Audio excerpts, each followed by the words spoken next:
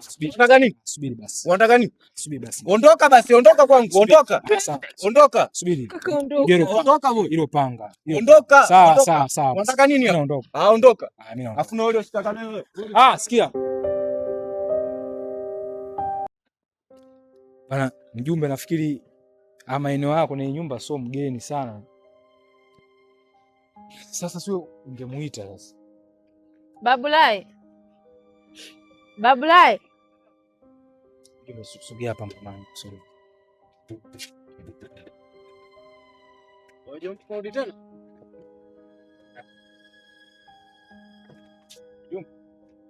Sasa ungerudisha panga ndani ndugu yangu. Sasa tena wewe unaonaje wewe?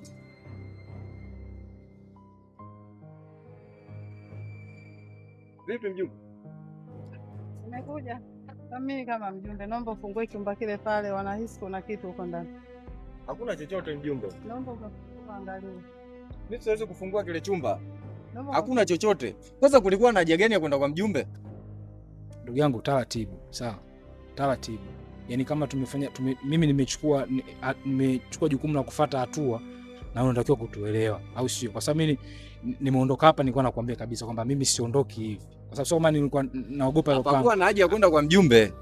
Kulikuwa na haja gani ya kwenda kwa mjumbe? Nisikilize ndugu yangu. Nimekwambia hivi, mimi lengo langu ni kufuata sheria, sio kuja kufanyana fujo, sawa? Kwa sababu kama ningekuwa nataka kufanya fujo, sijui hata ingekuwaje, kwa sababu sio kama mimi niliogopa panga. Lakini sikutaka kuongoza kuchukua jukumu mkononi. Ndio maana mimi nimeenda kufuata sheria. Nimeanzia ngazi ya chini, maana yake ndio nilikuwa naelekea juu. Nimekuja na mjumbe hapa. Basi sasa wewe msikilize mjumbe anachokuambia, maana sasa mimi umeshindwa kunisikiliza kwa sababu labda sijaja na askari, au si? Sasa msikilize mjumbe anachokiongea. Mimi kama mjumbe naomba ufungue kile chumba, angalie kuna kitu wanahisi. Hakuna shida yoyote, hakuna kitu chochote.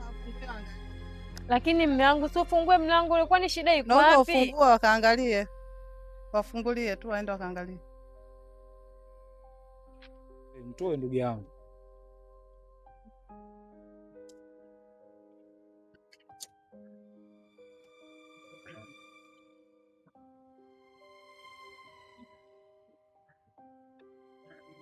Sasa sisi tunatakiwa tuingie huko.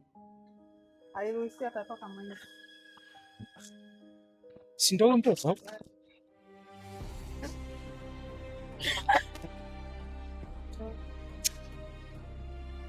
Ndugu yangu.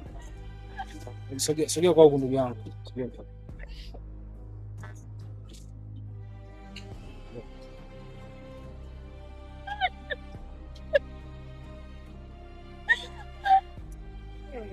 Sasa ndugu yangu.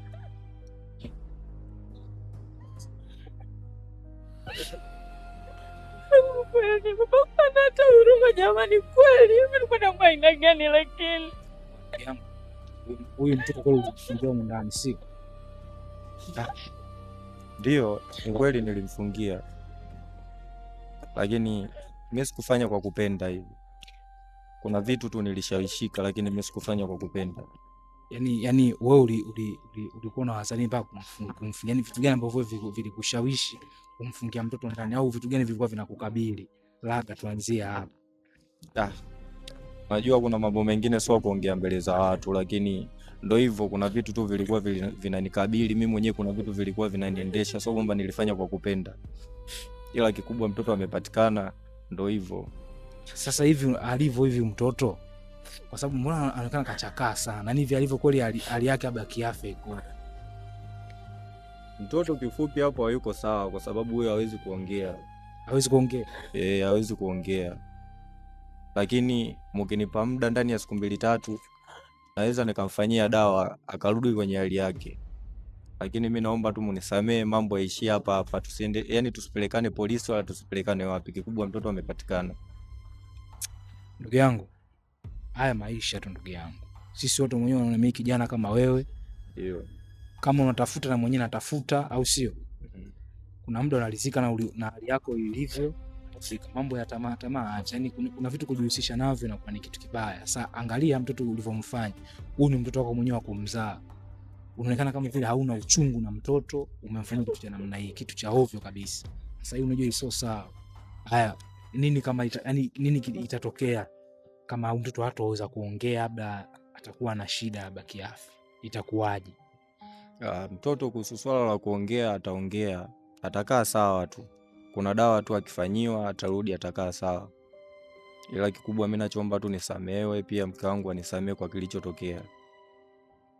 Mimi nikusamehe wewe. Mimi nikusamehe wewe. Labda kama sijazaliwa na mama yangu. Dada Ashura. Tazama kweli, hata kama ni mtu ambaye ni binadamu gani ambaye anaweza kumfanyia mtoto wake unyama design hii? Dada Ashura, kuna vitu vingine tujaribu kuwa waelewa, sawa? Kama unaweza kumuelewa huyu jamaa, kwa mimi nichokielewa haraka ni kama vile kuna vitu vilikuwa vinamuendesha kufanya vitu ikiwa mwenyewe apendi. Sasa alikuwa na jinsi nilichoelewa mimi, lakini kwa hivyo mimi nachokiomba labda hebu ya mambo tuyamalize hivi kimya, kama ilivyo kimya, tuyamalize hivi, kwa sababu tu yeye mwenyewe ameshatubu kwamba amefanya kwa makosa, sio kwa kupenda yeye mwenyewe. Umesikia Dashua? Kaka angenishirikisha. Sasa ndio nishirikisha basi hata kidogo tu, kuliko kumfanyia mtoto wangu nyama wa design kweli. Anafanya mtoto kama mbwa, anafanya mtoto kama nini? Lakini Dashua, samahani, mimi naomba sasa unisikilize mimi, kwa sababu usiamini mimi naweza nikakusaidia kwenye hili. Tulipofikia sio pabaya. Mtoto amuonekana, mtoto ambaye tuliamini kabisa kwamba pengine hataweza kuonekana kulingana na siku ambazo zilikuwa zimeenda, sio? Kwa hiyo kama imewezekana kupatikana mtoto kwa hivi alivyo, japokuwa hali yake sio nzuri sana, hebu tujaribu kusubiria hizi siku 2 alivyosema, siku 2-3, ili huyu amfanyie tena namna, kwa sababu yeye mwenyewe anajua kama aliweza kumfanya hivyo, atakuwa anajua jinsi ya kumfanya awe kwenye hali yake ya kawaida, sio? Si ndio ndugu yangu? Kweli kabisa, mtoto atarudi atakuwa sawa. Ila kikubwa tu mke wangu, mimi nakuomba nisamehe. Ni majanga tu ambaye alikuwa ananipelekesha mpaka amefika hivi. Mimi sikupenda, najua kabisa hii ni damu yangu. Hata mimi mwenyewe sikupenda mtoto apitie matatizo kama haya. Lakini kikubwa mimi naomba tu anisamehe mke wangu. Mtoto atakuwa sawa ndani ya siku 2 hizi. Basi poa ndugu yangu. Dada Shua, si umemsikia mumeo anavyosema? Mimi nafikiri tushukuru tu Mwenyezi Mungu kwa sababu ameweza kulifumbua jambo kwa staili hiyo. Tushukuru hivyo, sio? Kwa hiyo ndugu yangu, hebu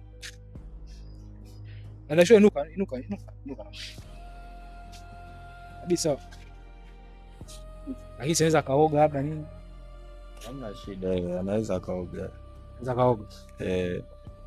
Basi Dada Shua ungemuogesha, kwa sisi tunaendelea kuongea kama mambo sawa. Asante mama, nashukuru. Asante mama. Haya, karibuni tena. Sisi tumemaliza. Haya. Asante mama. Haya. Samahani kwa usumbufu.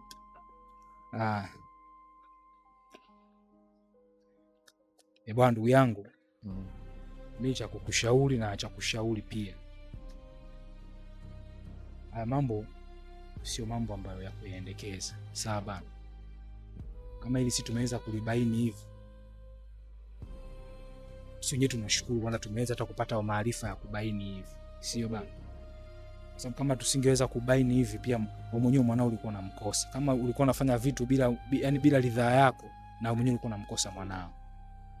Unanielewa sijui? Nakuelewa. Sasa ndugu yangu, unatakiwa kujifunza na ufundishe na watu wengine kwamba unachokifanya kitu kuna muda unaweza kaja kukijutia. Sio, unanielewa? Nakuelewa. Basi funga tu mlango wako. Funga mlango wako. Au ndo hapa fungu utakanaka hivyo hiyo. Basi haina shida bro, lakini asanteni sana. Asanteni sana, mmenipa njia, mmenifunza kitu. Sasa ungeufunga mlango au? Huo mlango kwa kuwa nimefungua, kwa maana kuna njia nyingine ya kufunga ili mtoto awe salama. Kwa siwezi kufunga hivi kawaida. Basi hamna shida. Mimi mambo mengine nakuachia wewe, unajua mimi cha kufanya. Mimi nachoomba tu hakikisha kwamba mtoto anakuwa salama ili mama mtu naye aliziki. Si unanielewa ndugu yangu? Basi sawa bro, nimekuelewa. Basi hamna shida. Basi poa. Haya. Bwana ndugu yangu, bwana hapo hilo jambo nafikiri tunashukuru kwa kufikia hatua hiyo. Nafikiri ni funzo. Kuna watu wakiangalia wanakuwa wanapata kujua kwamba nini cha kufanya na nini ambacho upaswa kufanya, sio? Bwana, hii ni Ubwenge TV. Endelea kutufuatilia kwa matukio kama haya ya kuwaelimisha watu na jamii kwa ujumla. Asante.